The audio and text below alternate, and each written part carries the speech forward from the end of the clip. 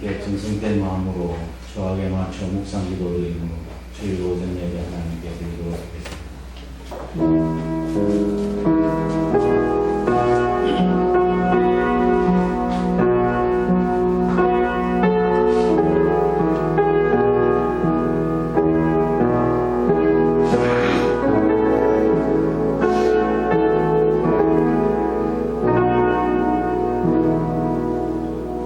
죽음의 권세를 깨뜨리시고 부활하셔서 승리하신 우리 주님을 찬양하며 그 이름을 높여드립니다. 이 시간도 택함받은 주의 백성들이 귀한 전에 모여 주의 성을 찬양하고 예배하오니 저희 예배를 받으시고 오직 하나님께 영광이 되도록 복을 더하여 주옵소서.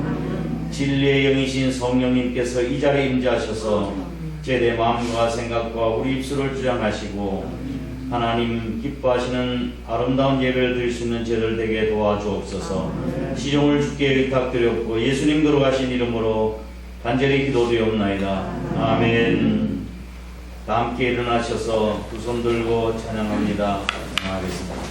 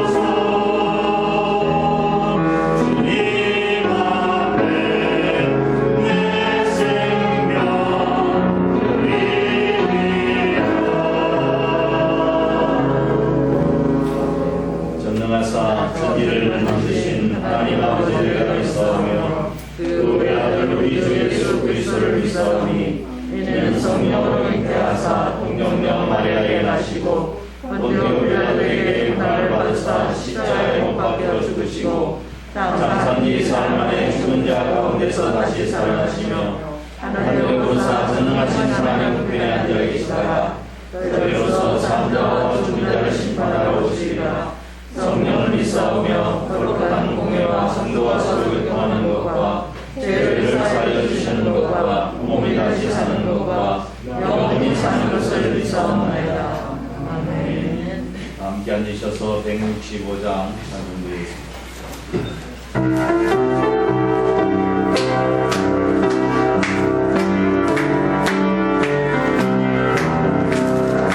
주님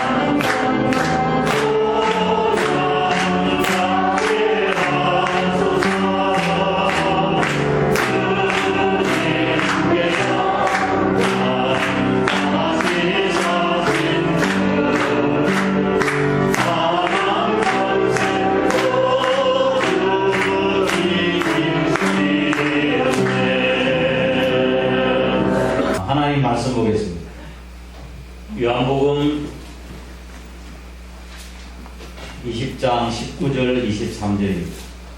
신약성경 페이지 184페이지.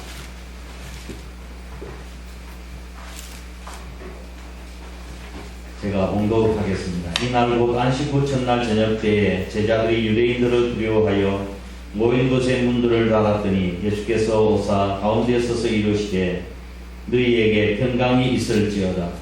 이 말씀을 하시고 손과 옆구리를 보이시니 제자들이 주를 보고 기뻐하더라. 예수께서 또 이르시되 너희에게 평강이 있을지어다. 아버지께서 나를 보내신 것 같이 나도 너희를 보내노라. 이 말씀을 하시고 그들을 향하여 숨을 내쉬며 이르시되 성령을 받으라. 너희가 누구의 죄든지 사하면 사하여질 것이요 누구의 죄든지 그대로 두면 그대로 있으리라 하시니라. 아멘. 앞뒤 옆에 계신 분들 인사하도록 하겠습니다. 고개를 숙여 인사하겠습니다. 주님 부활하셨습니다. 승리의 삶 하시기 바랍니다. 죽음의 권세를 깨뜨리시고 부활하신 우리 주님을 찬양합니다. 아멘. 아멘. 부활 믿으세요? 아멘. 정말이에요? 아멘. 그러면 죽는 것도 두렵지 않겠네요? 아멘. 주님께서 희생하라고 하면 희생할 수 있겠네요? 아멘. 죽으라 하면 그렇게 죽을 수 있나요? 아멘. 아유, 우리 믿음이 대단합니다. 아멘. 근데 많은 사람들이 부활을 믿지 못하기 때문에 신앙생활을 잘 못합니다. 포기하지 못하고 버리지 못하고 죽지 못하고 순종하지 못합니다. 그러나 예수 그리스도의 부활을 믿는다면 우리는 그렇게 살 수 있습니다. 보통 사람들이 부활을 상식적으로 생각하면 불가능하다고 이야기합니다. 상식적으로 죽은 사람이 어떻게 살아났냐고 불가능하다고 이야기합니다. 그러나 도리어 상식적으로 생각하면 부활이 더 가능하다고 생각합니다. 우리 주님의 부활의 약속은 책들 속에만 기록된 것이 아니라 저 봄날에 잎사귀 속에서 다 예수님께서 기록하고 계시기 때문에 그렇습니다. 우리 조심스럽게 주변을 살펴보면 잎이 다 떨어지고 죽은 나무 같은 곳에 다시 새싹이 나는 모습들을 보면 상식적으로 생각하면 부활이 가능하구나 하는 것을 믿을 수 있는 거예요. 그렇죠? 오늘 본 말씀은 부활하신 주님께서 제자들에게 나타나셔서 세 가지 말씀을 하신 내용입니다. 그 첫 번째 내용이 평강이 있을지어다 였습니다. 평강이 있을지어다. 오늘날 우리를 괴롭히고 있는 것이 있다고 한다면 불안과 아마 근심일 거예요. 불안하고 초조하고 근심하는 것. 한 할머니가 우울증이 심해서 병원에 입원을 했습니다. 어떻게 해서 입원을 했는가 하면 아들이 이제 어머니를 모시고 온 거예요. 그 할머니가 아이고 우리 집은 망했어요. 우리 모두 굶어 죽게 되었어요. 자꾸 이 말씀을 하시고 밤낮 잠도 못 주무시고 매일 걱정만 했습니다. 아이고 우리 집은 망했어요. 이제 굶어 죽게 되었어요. 심지어는 절약해야 한다면서 식사도 그러시고 불도 켜지 말라고 그렇게 이야기를 하셨습니다. 그러나 사실은 그 할머니는 재산이 없는 것이 아니어서 꽤 많은 재산을 가지고 있었고 자녀들도 훌륭하게 교육을 잘 시킨 그런 분이셨습니다. 그래서 할머니의 아들들이 걱정하는 어머니를 위해서 쌀을 몇 가마씩 해가지고 쌓아놓고 어머니 걱정하세요 마세요 창고에 이게 쌀이 많이 쌓여 있습니다. 그렇게 말씀을 드렸지만 그럼에도 불구하고 걱정을 했어요. 먹을 것이 어쩌나 그렇게 어머니 걱정하지 마세요. 제가 쌀을 다 쌓아놨어요. 걱정 마세요 했더니 눈물을 흘리면서 아이고 그거 다 먹고 나면 또 어떡하나 이렇게 떨어지면 어떡하나 그렇게 하소연을 하는 거예요. 결국 할머니는 아들들이 그 어머니를 모시고 정신과 병원에 오게 된 것입니다. 그 할머니는 빈곤 망상이라고 하는 노인 우울증에 걸려 있었던 거예요. 두려움처럼 우리 인간의 삶을 비참하게 만드는 것이 없습니다. 건강한 삶을 살지 못하고 정말로 비참한 삶을 살게 해요. 그것은 마치 하수도 구멍이 막힌 것과 같아요. 구멍이 막히면 온갖 더러운 것이 다 넘쳐 나오듯이 근심과 걱정이 사람을 막으면 그 사람은 누더기와 같은 삶을 살아갈 수밖에 없습니다. 이와 같은 불안의 역사는 인간의 역사만큼 오래되었지만 최근에 들어서는 너무 복잡해지고 또한 삶이 놀랍게도 발전을 한 동시에 염려, 근심, 걱정거리가 많아서 불안의 문제는 심각한 지경에 이르게 되는 것입니다. 그래서 심리학자 롤로메이라고 하는 사람은 이 시대의 가장 절박한 문제 하나가 불안이라고 그렇게 이야기했습니다. 예수님께서 십자가에 달려 돌아가신 후 제자들은 두려워서 다 뿔뿔이 흩어지고 도망가 버리고 말았습니다. 그리고 죽음을 두려워해서 그대 있는 곳에 문을 닫고 단단히 잠그고 숨어 있었습니다. 19절 말씀 보시겠습니다. 19절 시작. 이날 곧 안식 후 첫날 저녁 때 제자들이 유대인들을 두려워하여 모이는 곳에 문들을 닫았더니 아멘. 여러분 우리가 아무리 쇠문을 하고 자물쇠를 단단히 잠궈 둔다고 해서 염려, 근심, 걱정이 침범하지 못합니까? 우리가 아무리 가시 철조망을 하고 경보 장치를 해둔다고 해서 질병과 또한 환란이 쳐들어오지 못하는 겁니까? 아무리 좋은 약, 훌륭한 의사를 우리 곁에 둬도 죽음에 대한 두려움을 떨칠 수가 없는 거죠. 이렇게 불안에 문을 잠그고 불안에 떨고 있는 제자들이 찾아오셔서 부활하신 주님께서 너희에게 평강이 있을지어다 말씀하셨습니다. 부활의 새 아침에 주님 주시는 평강이 저와 여러분의 삶과 가정에 넘치시길 주의 이름으로 축원합니다. 예수 그리스도의 부활은 죽음이 두려워서 일생 동안 죄매어 사단의 종로로 타는 우리들을 놓아주시기 위해서 참자유함을 주시기 위해서 오셔서 부활하셔서 승리하신 날인 줄 믿으시길 바랍니다. 그리고 평강을 기원하신 뒤에 23절 말씀을 보면 23절 너희가 누구의 죄든지 사하면 사해질 것이고 누구의 죄든지 그대로 두면 그대로 있으리라. 아멘. 이 말씀은 복음으로 말미암은 사죄의 축복을 함축적으로 설명하고 있는 거예요. 지난주 주일 저녁에 Passion of Christ라고 하는 그 영화의 주인공의 간증을 우리가 보셨죠. 그리고 저는 그리스도의 순환이나 Passion of Christ라고 하는 그 영화를 여러 번 보았습니다. 멜 깁슨이 제작한 영화죠. 그리스도의 순환을 보면서 야, 우리의 죄값이 저렇게 무섭구나 하는 것을 깨달았어요. 예수님이 당하셨던 채찍 맞으시고 고난 당하셨던 그 모습을 여러분 보셨잖아요. 그거 내가 당해야 될 것 아니었었어요? 나의 죄가 저렇게 무섭구나. 그리고 우리 예수님께서 저처럼 처절한 고통을 당하셨으니 또한 용서받지 못할 죄가 없겠구나 하는 생각이 들었습니다. 너희에게 평강이 있을지어다.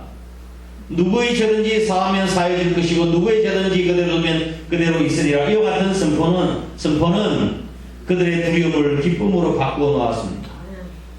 죄책감에서 자유함으로, 절망에서 소망으로, 슬픔과 한숨을 기도와 찬양으로 바꾸어 놓으신 것입니다. 복음에는 예수 그리스도의 십자가 복음에는 사유함이 있습니다. 복음에는 죄사함으로 말미암은 평강이 있는 줄 믿으시길 바랍니다. 이 평강을 경험하는 저와 여러분 되시길 바랍니다. 이 평강을 경험하게 되어지면 우리 입술에 아름다운 찬양이 있게 될 것입니다. 421장 찬양 드려보겠습니다.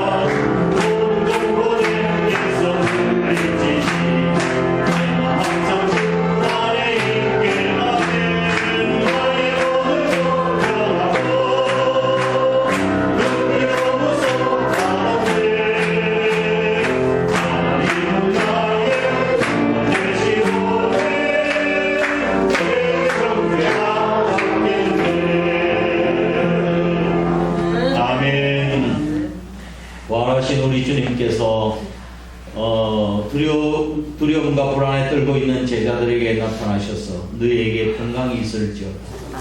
이 평강은 예수님께서 이미 부활하시기 전에도 말씀하신 내용이 있으셨습니다. 내가 너희에게 평안을 끼치노라. 내가 너희에게 주는 평안은 세상이 주는 것 같지 아니하리. 너희는 마음에 근심하지 말고 하지 말라. 그렇게 말씀을 하셨습니다. 세상이 주는 평안과 우리 주님 평안이 다르다고 말씀하시는 거예요. 세상의 평안은 내가 무엇을 소유하고 가졌기 때문에 내가 평안함을 누리는 소유의 평안이라고 한다면, 우리 주님이 주시는 평안은 존재의 그런 것이 없어도 정말 평안함을 누릴 수 있는 존재의 평안을 이야기하는 것입니다. 세상 것은 있다가 없어지면 또 불안해지고 불평하고 망하지만, 우리는 그런 것이 없어도 우리가 감사할 수 있고 평안할 수 있는 것은 우리 주님이 주시는 평안 때문인 줄 믿으시기 바랍니다. 두 번째로 말씀하신 것은 나도 너희를 보내노라 파송 선언을 하게 하셨습니다. 21절 말씀을 보시겠습니다. 21절 시작. 예수께서 또 가라사대 너희에게 평강이 있을지어다. 아버지께서 나를 보내신 것 같이 나도 너희를 보내노라. 아멘. 아버지께서 나를 보내신 것 같이 나도 너희를 보내노라. 저 평강을 기원하시고 난 뒤에 내가 나도 너희를 보낸다고 파송 선언을 하시는 것입니다. 이 말씀의 내용은 내가 너희에게 평강을 선언한 것처럼 너희도 평강을 선언하라. 아멘. 내가 너희를 용서한 것처럼 너희도 다른 사람을 용서하라. 아멘. 내가 너희를 사랑한 것처럼 너희도 다른 사람을 사랑하라 하는 말씀입니다. 우리가 이 세상에서 바로 주님의 용서와 사랑과 평안을 선포해야 할 사명이 있는 줄 믿으시기 바랍니다. 할렐루야.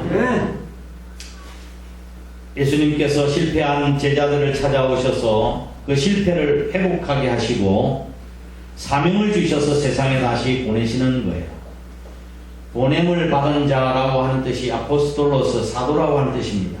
사도, 내가 너희를 보낸다. 그래서 그 12사도라고 그렇게 이야기합니다. 그러나 넓은 의미의 사도라 이야기하면 보냄을 받은 자라고 하는 뜻입니다. 저와 여러분도 이 세상에 보냄을 받은 자입니다. 넓은 의미에서 보면 사명자인 줄 믿으시길 바랍니다. 보냄을 받은 우리들이 이 세상에서 어떻게 살아야 할까요? 세계를 위한 하나님의 원대한 구속 사업에 반드시 우리가 나도 한 부분을 차지해야 합니다. 그것이 바로 저와 여러분이 이 세상에 살아있는 이유고 존재의 이유인 것입니다. 부활하신 예수님의 말씀을 받은 우리에게 할 일이 있습니다. 그것은 바로 복음을 증거하는 일입니다. 잘 믿는다. 저는 예수님을 잘 믿는다고 하는 것은 어떤 걸 두고 예수님을 잘 믿는다고 이야기하나요? 참 예수님 잘 믿는다. 어떤 걸 두고 보통 이야기합니까? 다른 게 아니라 복음을 전하고 싶어서 견디지 못하는 사람 참 잘 믿는다고 이야기하는 것입니다. 우리가 사랑하면 자랑하게 되어 있습니다. 그렇죠? 교회를 사랑하는 사람은 교회를 자랑하게 되어 있습니다. 예수님을 사랑하는 사람은 예수님을 자랑하게 되어 있습니다. 그래서 우리가 정말로 예수 그리스도를 생명의 주와 구주로 믿는다고 한다면 이 놀라운 사실을 자랑하고 전해야 합니다. 앞에는 아멘 소리 크더만 이런 데는 아멘 소리가 왜 제가 되는지 몰라. 이 놀라운 사실을 왜 감추고 있습니까? 목사님 너무 비밀스러운 걸 아셨어요. 왜 감추고 있습니까? 너무 비밀스러운 것이라서 감추고 있는 거예요.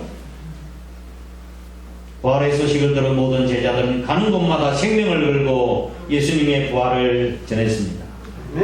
우리도 이 소식을 듣고 믿어서 축복과 은혜를 받은 우리 아직도 복음을 알지 못하는 사람들에게 복음을 전해야 될 사명과 책임이 있는 줄 믿으시기 바랍니다. 윌리엄 제임스 브라이언이라고 하는 고고학자가 있었는데 이집트의 피라미드를 발굴하다가 3000년 전에 발견한 병에 들어있는 밀을 발견하게 된 것이 밀. 이게 도대체 싹이 날까? 이게 바짝 말라있는 이 밀이 싹이 날까? 생각을 하고 그것을 물에다 불려서 땅에 심었습니다. 그런데 놀랍게도 한 달 만에 싹이 났어. 잎이 나고 다른 종자들과 함께 그의 수확을 했다고 합니다. 그래서 브라이언 씨는 그 다음에 방방곡곡을 다니면서 3000년 묵은 밀 알갱이에서 새 생명을 솟아오르게 하시는 하나님이 만물의 영장이 인간을 죽이면서 부활시킬 수 없겠느냐? 가는 곳마다 전도했다고 합니다. 우리의 사명이 뭡니까? 왜 하나님께서 왜 우리를 이 땅에 보내셨습니까? 1956년 1월 짐 엘리엇과 4명의 선교사가 에콰도르 아우카족에게 복음을 전하러 갔습니다. 그래도 훌륭한 명문 대학을 졸업하고 난 뒤에 그들이 사명을 받아서 그 아우카족들에게 복음을 전하러 갔던 거예요. 그런데 안타깝게도 그 선교사님들이 얼마 있지 않아서 다 죽임을 당하고 말았습니다. 짐 엘리엇이 정글에서 피를 흘린 후 발견된 그의 일기장에는 이렇게 적혀 있었습니다. 절대 잃어버릴 수 없는 것을 얻기 위하여 지키지 못할 것을 버리는 것은 어리석은 일이 결코 아니다 라는 글이 적혀 있었습니다. 이게 명언이 되는 것입니다. 절대 잃어버릴 수 없는 것을 위해서 우리의 영혼과 영혼권과 영원한 생명을 위해서 이거 잃어버리면 안 되죠. 온 천하를 꺼도 생명을 잃어버리면 무슨 소용있겠냐 예수님 말씀하지 않으셨습니까? 이걸 얻기 위해서 우리가 지키지 못할 것, 세상의 것들, 명예, 권세, 물질, 우리가 언제까지 지킬 수 있어요? 이런 것들을 버리는 자는 결코 어리석은 자가 아니라고 이야기했습니다. 이 역사 속에서 하나님이 위대한 발자취를 남기기 위해서 하나님께 쓰임받는 삶을 살기 위해서 청춘과 부와 명예와 권력을 버릴 수 있는 사람은 결코 어리석지 않다고 하는 그런 뜻입니다. 저는 이렇게 기도했습니다. 주님, 오래 살기를 구하지 않습니다. 다만 주님을 위해서 내 삶을 불태우기를 원합니다.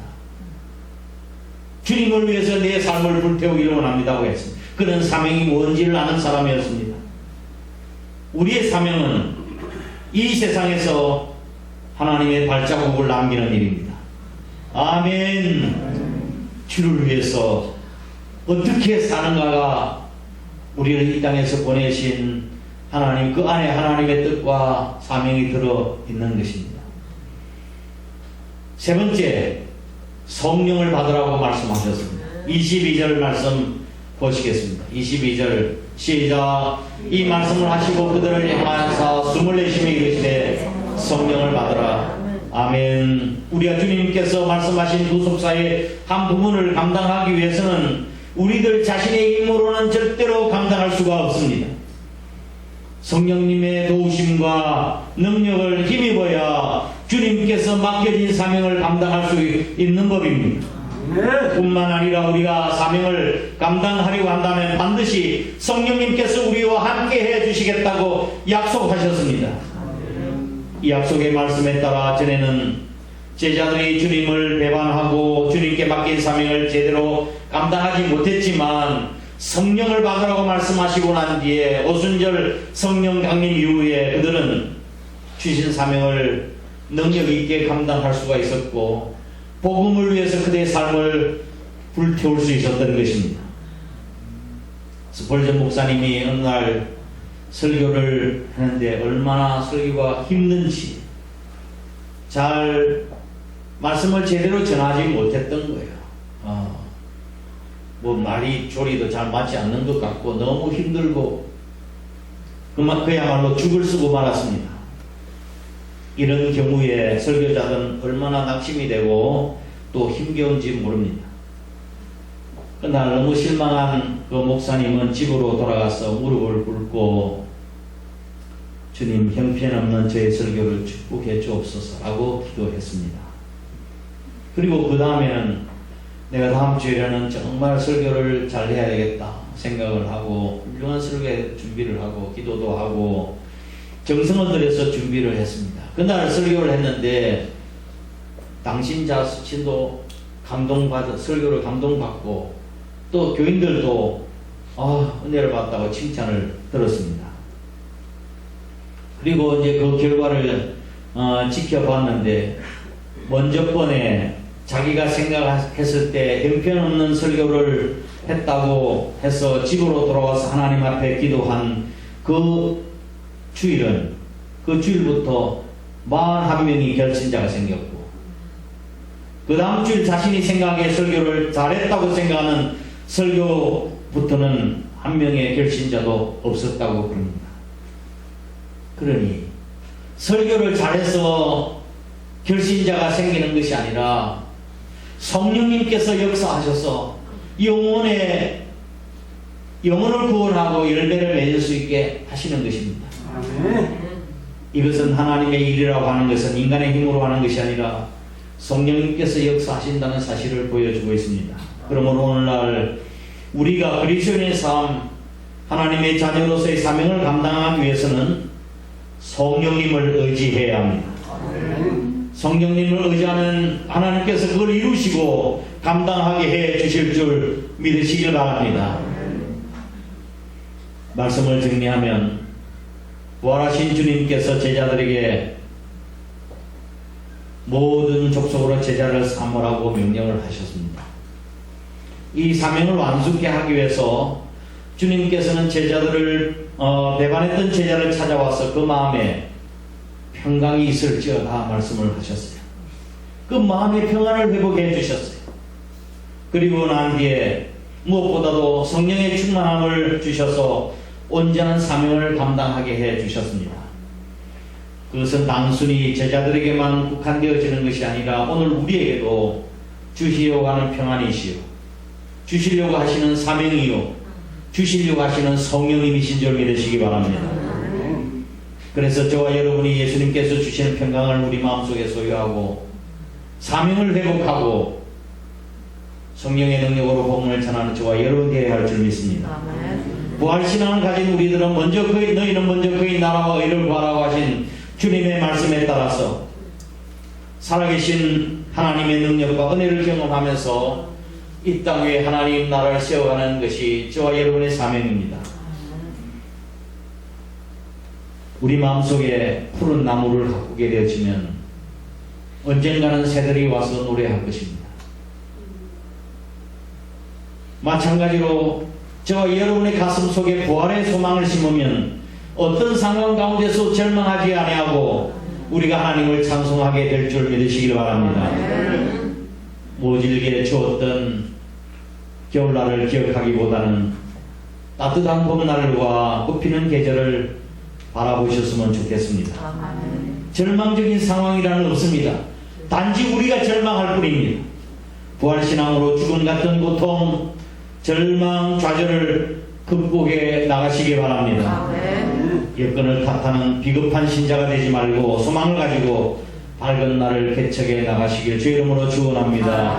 죽었던 믿음이 부활의 신앙으로 거듭나고 메말랐던 신앙이 다시 소생하는 그런 은혜와 복이 있기를 주 이름으로 축원합니다. 주님의 부활은 이와 같이 세상에 희망을 주셨고 기쁨을 주셨고 소망을 주셨습니다. 이것이 우리의 찬양의 근거요, 믿음의 근거요, 삶의 동기요, 충성의 근거가 되는 것입니다.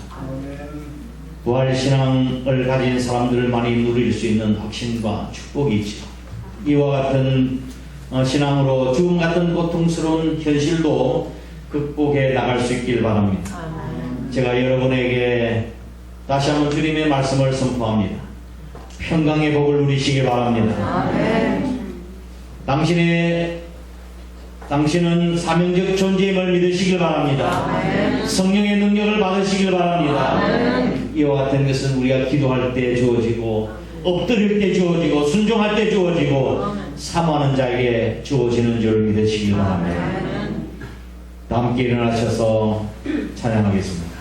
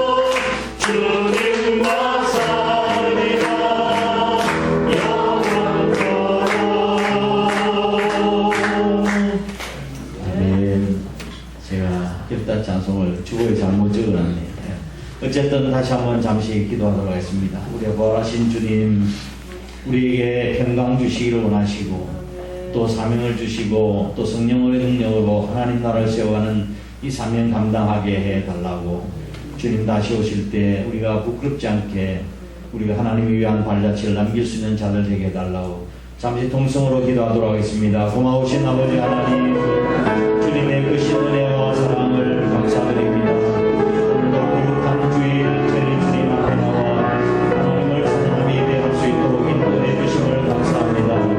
우리 주님의 목소리를 깨뜨리시고 부활하셔서 승리하신 우리 주님의 놀라우신 은혜와 기쁨이 우리의 심령과 삶 가운데 넘쳐날 수 있도록 하나님이 도와주시고 은혜를 허락하여 주시옵소서. 특별히 우리 마음속에 있는 불안과 염려, 의심과 물리치게 하시고 또한 아버지 부활의 주님을 가지고 앞으로 절망적인 상황을 극복하고 하나님께 영광을 돌려 삶을 살아갈 수 있는 저들 되게 도와주옵소서. 죽었던 우리의 믿음이 부활신앙으로 끝나게 하시고 메말랐던 우리의 믿음이 소생되어지는 저의 삶이 되게 도와주시옵소서. 때로는 제대 힘들고 어렵고 아버지 하나님 힘들어서 넘어질 때가 많지만 그럼에도 불구하고 우리를 버려두지 아니하시고 함께 하시고 우리 주님을 찬양합니다. 하나님 저희를 붙들어주시고 또한 저희에게 능력 주셔서 담대하게 주의 복음을 전하는 적인된 삶을 살아갈 수 있도록 하나님 역사하여 주시옵소서. 우리가 사명적 존재임을 인식하고 날마다 주의 내 가운데 성령 삶을 살아갈 수 있도록 하나님 복을 허락하여 주옵소서. 저들 가운데 어려움과 아버지의 시련과 고통 가운데 우리 사랑하는 성도들 힘주시고 부활신앙으로 반드시 이기고 승리할 수 있도록 축복을 더하여 주옵소서. 그런 믿음으로 살겠다는 고백으로 주님 앞에 일어섰습니다. 하나님께서 기억해 주시고 우리의 근신과 우리의 믿음이 변하지 아니하도록 하나님 도와주옵소서. 부활신앙으로 모든 것을 이기고 극복해 나갈 수 있는 저들 되게 도와주옵소서. 이 시간 저희에 주신 각가지 은혜를 따라 귀한 물질 하나님 앞에 구빌 때 드립니다. 소득의 11조와 감사하는 예물, 선교 예물, 일천번 예물과 또한 아버지 교회 건축과 차량 예물 하나님께서 기억하시고 하나님 나라의 상급에 복된 상급으로 쌓여질 수 있게 하시고 이 물질이 씌어진 곳에 하나님의 거룩한 영광이 드러날 수 있도록 복을 허락하여 주옵소서. 이 나라의 민족 하나님께서 기억하시고 계속된 어려운 가운데 있는 이 민족 아버지 하나님 정치 경제사의 모든 분야에서 하나님의 다스림과 통치와 도우심이 필요한 가운데 있습니다. 하나님 역사하시고 다시 회복되어지는 역사 있도록 은혜를 베풀어 주시옵소서. 위정자들이 정말 국민을 위한 바른 정치를 할 수 있도록 인도하시고 공직자들이 정직으로 아버지 하나님 맡겨진 귀한 사명들을 잘 감당해 나갈 수 있도록 은혜와 복을 더하여 주시옵소서. 아버지 하나님 세계 속의 대한민국으로 반드시 우뚝 서게 하시고 마지막 때에 선교 대한민국으로 쓰임받을 수 있도록 하나님 복 내려 주옵소서. 우리 한 사람께도 주신 사명 잘 감당할 수 있게 하시고 많은 영혼들이 이 잔을 통해서 구원받는 역사가 있도록 축복을 허락하여 주시옵소서. 이 시간에 회원아 있는 식구들, 군에가 있는 그 아들들, 부득에서 출판 가운데 있는 성도들 지금 어느 곳에 있든지 하나님께서 눈동자같이 지켜보고 인도하여 주옵소서. 오늘도 거룩한 주를 위해서 애쓰고 수고한 숨은 종들과 승기미들 하나님께서 기억하시고 반드시 아름다운 상급으로 하나님 나라에 기록될 수 있도록 축복을 더하여 주옵소서. 이제 세상에서 우리의 삶이 시작될 때인데 우리의 삶을 통해서 예수 그리스도의 향기를 발할 수 있는 삶을 살아가도록 복 내려 주옵소서. 예수님 거룩하신 이름으로 간절히 축복하고 기도드리옵나이다. 아멘. 이제는 우리 구주 예수 그리스도의 크신 은혜와 하나님 아버지의 극진하신 사랑하심과 성령님의 위로 교통하심이 부활신앙을 가지고 우리의 허물과 죄를 씻음받고 평강을 소유하게 하시고 이 평강을 알지 못하는 자들에게 담대하게 복음을 전하기로 마음으로 다짐하는 거룩한 주 백성들과 우리 한사교회 전체 위에 항상 함께 하시옵기를 간절히 축원하옵나이다. 아멘.